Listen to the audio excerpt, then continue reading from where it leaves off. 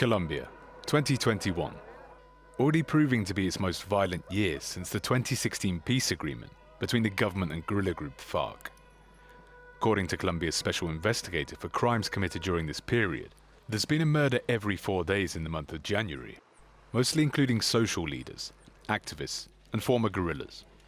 And now, civil society is calling on the government to stop focusing on military control. We had hoped that the government would implement comprehensive measures and public policies that could target all the different causes of violence, rather than focusing solely on the military's influence or on the permanence of armed groups.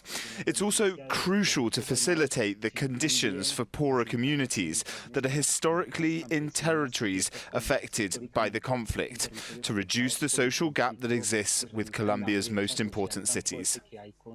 MEPs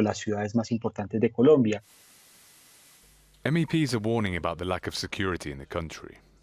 In 2016, the EU created the European Fund for Peace in Colombia, earmarking 127 million euros for rural development projects, the reintegration of ex-combatants, as well as the participation of citizens in vulnerable communities.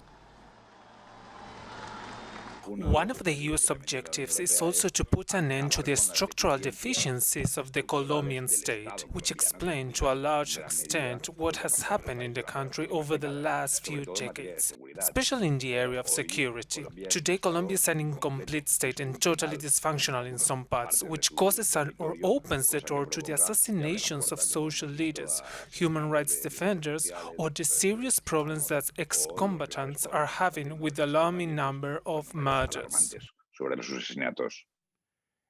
Social organizations in Colombia criticize the current government for not tackling the structural causes of the conflict.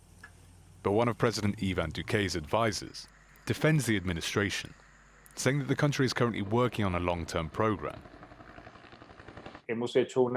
We have completed a very detailed plan to take advantage of this 15 years period in order to overcome many issues that Colombia should have faced up to decades ago with or without agreement.